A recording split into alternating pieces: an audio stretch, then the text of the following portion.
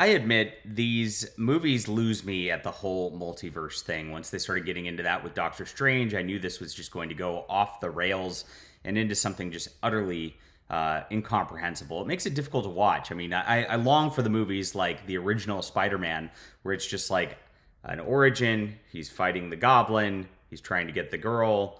Pretty simple stuff. Like, I mean, I think those are just more relatable type of storylines than you get into this stuff like Ant-Man Quantumania. I'm sorry, Ant-Man and the Wasp Quantumania, which, gosh, what a title word salad that is. We'll get into that in just a second. I saw that this weekend, and yeah, I think this is some of the laziest storytelling that I've ever seen out of Disney Marvel, and we will unpack this in just a moment. My name is John Delarose. I am a #1 best-selling author and award-winning comic creator, and this is my Subscribe Star right here if you want to sign up and just support the channel, things like that. Support all the content that I create. I make comics, I make books. I'm a very good writer, and if you like kind of the old school, simpler storytelling before they just tried to just one-up everything. I mean, that's really what it is. It's like, okay, so we saved the city, we saved the country, we saved the world, we saved the galaxy, we saved the universe. Now we save the quantum multi-something verse thing. They try those one-up stories is kind of what they do with these things, and that's why it gets absolutely out of control like this. I try not to do that. I try to make classic storytelling like you used to see. I've also got links to my Amazon in the description below, so if you like books and comics and things like that, go check it out. Thank you, guys. All right, Ant-Man Quantumania. And this is an article about the identity of like Kang variant at the end post-credit scene. Spoiler on that if you've not seen it. But there's a bunch of things that go on that just kind of get into that whole multiverse thing again, which is what they seem to be doing with this this new arc at this point, from Doctor Strange to Ant-Man and all that.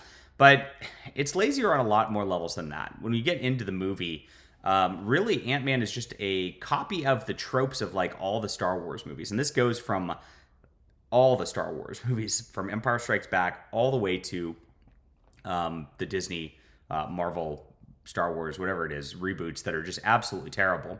So Ant-Man goes into this like quantum universe. He gets trapped in there with a bunch of people. Turns out there's this revolution going on against an evil emperor, Kang.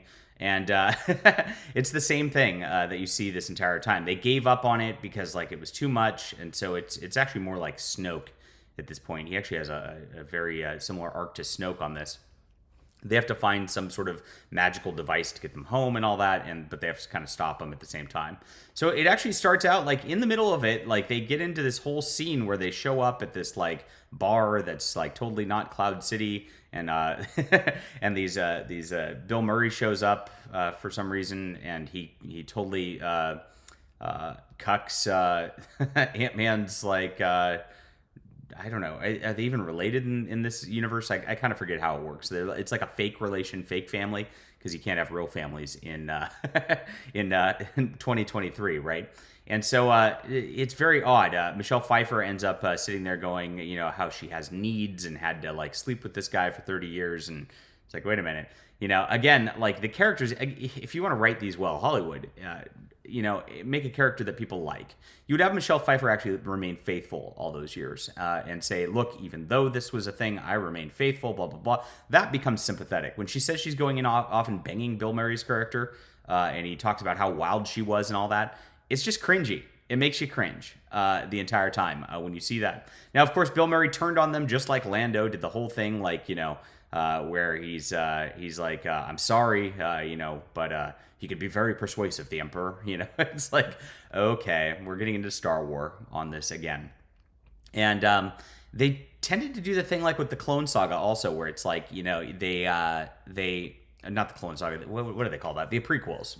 Gotcha, it's partially the Clone Saga, where they throw so much crap on the screen all the time that it distracts you from the fact that the plot is basically them just running and jumping around without any like real development going on with the characters whatsoever. Now, during this, of course, this is where it gets into the Rey new modern drama. Ant-Man's being replaced by a young ant girl who's just like strictly smarter and strictly better than him, as he sits there and kind of mopes around and doesn't actually want to be a hero, just wants to stay in his life. And she's like, you need to be a hero. You should be doing this. and actually has a better moral compass than him the entire time. Now, this goes through. She was actually going into protests of all this, so of course they throw the politics in there, and of course they have a sort of talk about how socialism is actually a good thing in the movie, to throw more politics in there also.